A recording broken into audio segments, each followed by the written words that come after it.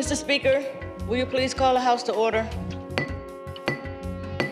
The bill is passed. We'd like to get a budget that represents the interests of the people who are standing here with me now. To be part of the struggle to achieve a better society for all.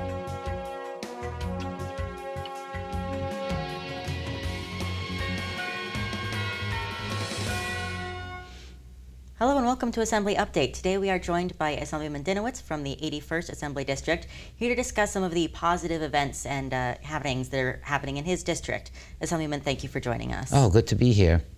So we had this past weekend so many things going on in our district, and we represent many different neighborhoods from Wakefield, Woodlawn, Norwood, Marble Hill, Kingsbridge, Kingsbridge Heights, Van Cortlandt Village, and Riverdale. So we have a lot of different communities.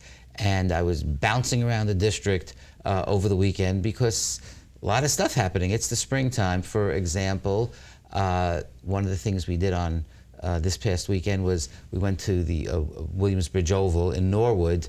Beautiful park. It used to be kind of not so nice, but a lot of money has been put into the park in recent years. It's one of the best parks, without question, in the city. And a helmet giveaway, bicycle helmet giveaway. I was there. It was sponsored actually mainly by the councilman, whose name is Eric Dinowitz, but also by New York City DOT. And measuring little kids for helmets, not only little kids, they measured me for a helmet. I said, I don't really need a helmet right now because I want to make sure all the kids get theirs. They said, no, we really want you to measure you for helmet. We want to show that everybody's participating. So of course I did that, and it was really nice. But seeing all the little kids with their parents or whoever was with them getting their bicycle helmets, and that's really important for safety reasons. And it was a beautiful spring day.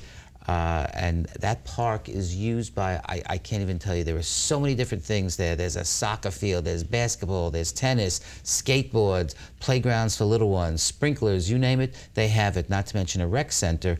So it's always wonderful to be there, but this event was really nice. We had a really great event that I went to on Saturday, the Bronx Ball. This is an annual event sponsored by the borough president during Bronx Week. This sort of is the culmination, the end of Bronx Week, and this was the first time that Vanessa Gibson was the borough president for the Bronx Ball. And it really highlights the Bronx and talks about a lot of the good things happening. They honor some people who they put on the Bronx Walk of Fame, and a lot of community leaders and business people and just Bronx boosters are part of that. And it was held, and this was for the first time, in a newly renovated facility that was formerly the Spofford, the notorious Spofford Youth Detention Facility, back in the day. And to see this particular location used in such a positive way was really, really nice. Then we had the Riverdale Run, that's sponsored by the Y every year. They haven't done it in a couple of years like this. And hundreds of people participated, including my grandchildren. They're 7 years old, they're twins, and somehow they managed to beat their father in the race, but it was really fun watching them, and it's especially nice to see the little kids doing that as well. So excellent as far as I was concerned. We did a shredding event. My office is sponsoring 4 shredding events. What's a shredding event? We get this big truck, it's called Shreddosaurus, and it gives people the opportunity to bring their papers that they no longer need, bank statements and bills and you name it. I'm not saying we have a lot of hoarders in our district, but you should see how much stuff some people bring, but that's great. It gives people an opportunity, to clean out things that they really don't need anymore, and in many cases shouldn't even have anymore. And people call us all year round to do it. And normally we've done it once a year. What we did this time is we set up 4 events. The first one was in front of my office on Kingsbridge Avenue, and then 3 more, some of which may have happened or may not have happened by the time this is shown on TV, but there'll be one at outside the Marshall of Montefiore Community Center in Norwood. Then we have one in Wakefield on White Plains Road, a little bit south of Nereid Avenue. That's coming up. And then one on Johnson Avenue and 235th Street. That's the last one, which I'm trying to I don't have the calendar in front of me, but we're sending out emails and calls to make sure people know about it, because this is really something that people love it.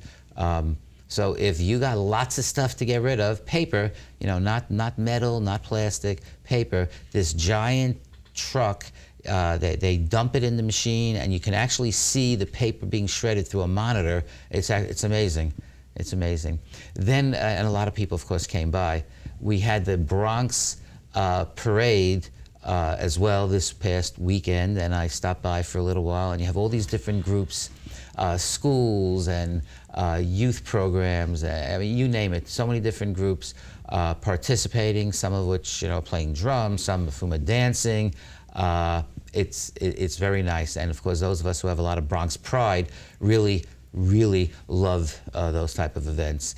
And then we had a street fair in our district on Riverdale Avenue in northern Riverdale, and we had all kinds of participants, people who set up tables, hundreds and hundreds of people were there. It lasted for several hours, and I was happy to be there again with family.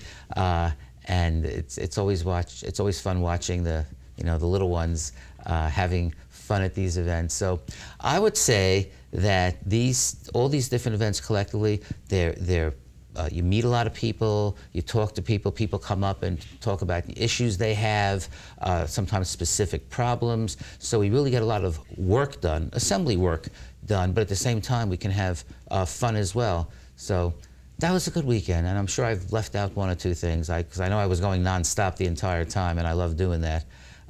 But that's what I do pretty much all the time, but this weekend was, I think, pretty busy.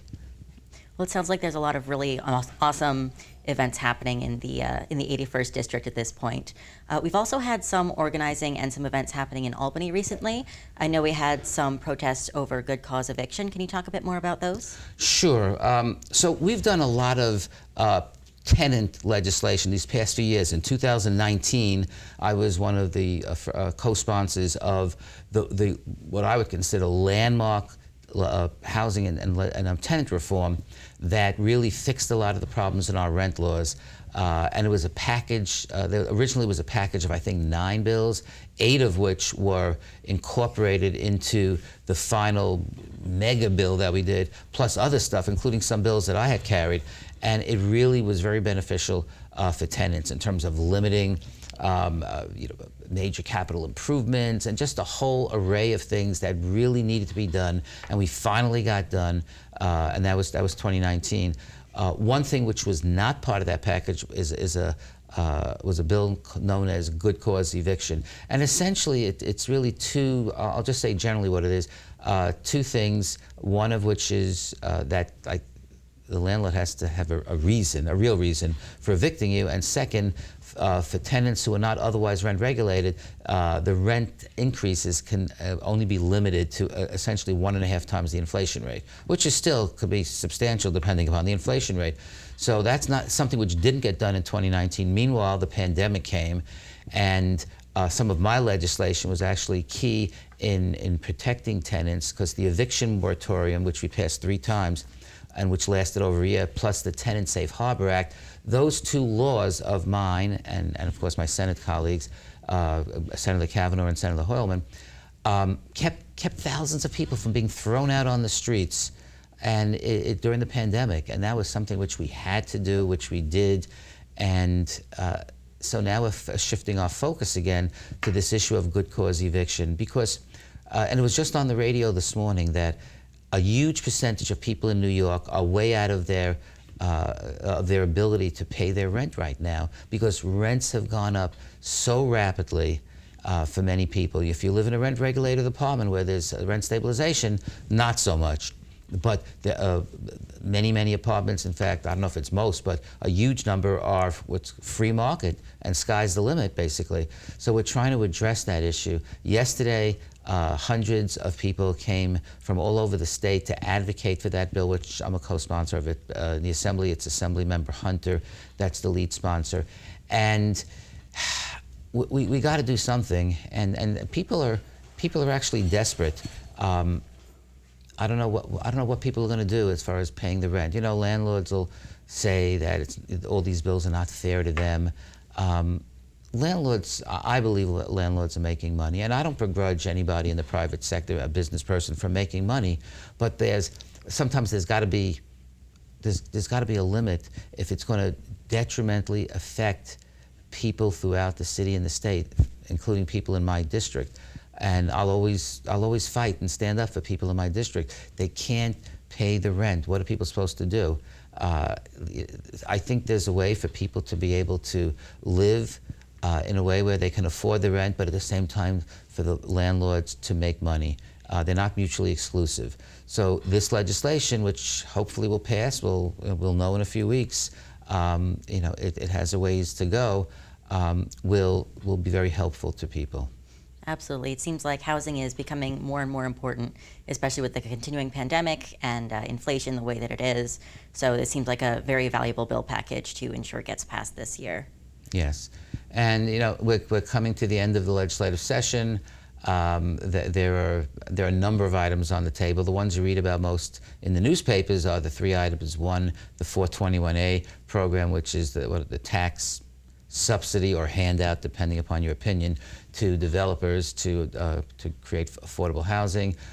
Continued mayoral control of the New York City school system. And speed cameras, because that law lapses on June 15th, and it has to be renewed, maybe expanded. But if we do nothing, it expires, and that's not good. And for those of you or those of us who don't particularly love all those speed cameras, don't speed. Don't speed. And nobody's perfect, but there are some people who are chronic violators. And the truth is, keeping your speed below a certain amount saves lives. There's just no question about it. So that discussion will take place between now and the end of the legislative session. The last scheduled day is June 2nd, and hopefully that item is something that will get done in time, either to renew it or even expand it in terms of the number of hours that it's in effect. Right now, the speed cameras are in effect from 6 a.m. to 10 p.m. on weekdays. And there are those who would like to see it be 24/7. And people don't only speed during those hours. And if people realize that there may be a speed camera nearby, they will train themselves to go at a somewhat lower speed. And there's no question that will save lives. So that's something we're going to be debating within the next 2 weeks, I think. Absolutely. So speaking of which, as the legislative session winds down, what else are you prioritizing? What else are you really hoping gets passed and gets attention? I mean, I got a lot of bills myself that I want to get done. So here's one that's actually on the debate list. It's not a big bill, but I love this bill. For a number of years, we had a political party in New York called the Independence Party, but it was found that the vast majority of people who enrolled in that party thought they were registering as an independent, meaning not aligned with any political party, somebody that we would refer to as a blank. The Independence Party failed to make ballot status during the last election, so now is a good time to change the law. Right now, there are certain words that can't be used in the name of a political party, such as America, United States. There are a small number, and we want to add the word independent and independence to that list of words that can't be part of the name of a political party. And I'm hoping that either today or on Monday of next week that we're going to pass it in the Assembly. It's already passed the Senate, and if we do pass it, it'll be sent to the governor for her signature, which I'm very hopeful that she would sign. So, but I have a lot of bills, but that's just one example of a bill. Whether it's an election bill or a housing bill or many other things. Absolutely. Thank you very much for joining us today, Assemblyman, and we look forward to seeing the rest of the session. Okay, thank you so much.